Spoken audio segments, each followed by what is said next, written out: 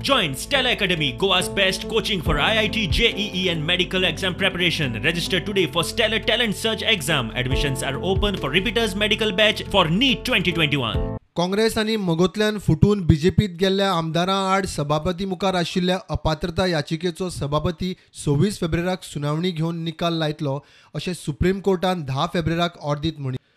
ताचेर सभापतीन सुप्रीम कोर्टाक खुलासो केला तो असो. कोविडाक लागून लॉकडावन जालो.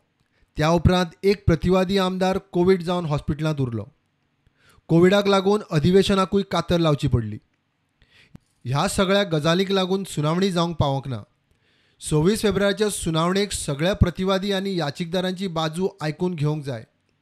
ह्या सगळ्या गजालीं खातीर एकाच दिसा हें सगळें तडीक लावप शक्य ना म्हूण सभापतीन सुप्रीम कोर्टाक कळयलां.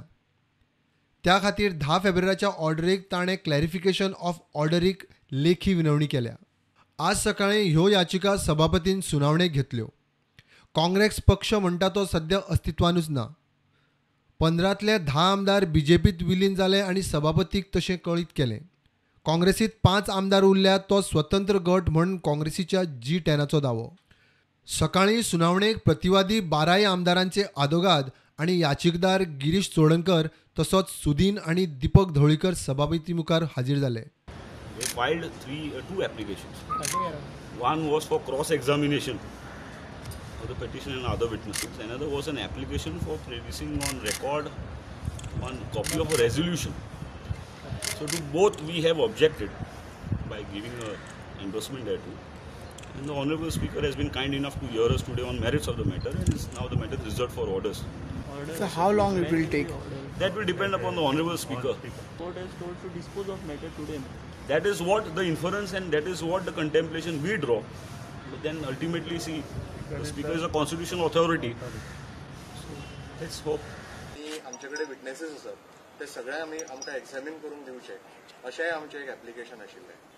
पिटिशन जे आसा ताची सत्य परिस्थिती कितें आसा, what is the actual situation, हाजे विटनेसीस आमच्याकडे आसात, आय विटनेसीस आसात. सो त्या विटनेसीसाचो आमकां एविडन्स दिवचो अशें आमी एक एप्लिकेशन आज फायल केल्लें. ह्या सगळ्याचेर आज आर्ग्युमेंट्स जाले आनी ताजेर स्पिकरान ऑर्डर रिजर्व केल्या. ताज्या उपरांत स्पिकरान सांगलें आमकां तुमी मेन मेरिटाचेरूय आर्ग्युमेंट करात. सो आमी आर्ग्युमेंट केल्ले आसात. अंडर द 10th शेड्यूल कशें 2/3 मर्जराचो डिसिजन कसो आसा, ताजे डॉक्युमेंट्स कितें आसा, रिझोल्युशन्स कितें आसा, सगळे आमी स्पिकरा फुडें दवरिल्ले आसा. आनी म्हणून ह्या सगळ्या दाव्यान कांय तथ्य ना हें असो आमी दाखोवन दिवपाचो प्रयत्न केल्लो आसा. मर्जर म्हणटा तो पार्टीचो जावपाक जाय तशें लेजिस्लेचर ना तशें दॅट इज वॉट अशें तुमी म्हणटात, पूण ते कॉन्स्टिट्यूशन अशें सकयल कितें जावंक जाय थंय एक फिक्शन दिल्लें आसा कायद्याचें. सो तें फिक्शन सॅटिस्फाय जाता काय ना इतलोच प्रश्न आशिल्लो. We basically pointed out that the claim of the respondent, the defected MLAs, to say that there is a valid merger is not correct for a simple reason that under para 4 of the 10th schedule, two things are required. That firstly, original political party should decide to merge, and thereafter at least 2/3 of the members should agree to such merger. In present case, what is there is that only that 2/3 members have agreed, but there is no decision absolutely of original political party to merge. So, the opponents, and we expect the order very soon. The way our lawyer has argued and presented by quoting the various judgments of the various courts, including the Supreme Court and the precedents and the various presentations that he had made, we feel that the Speaker is completely convinced that the merger is illegal.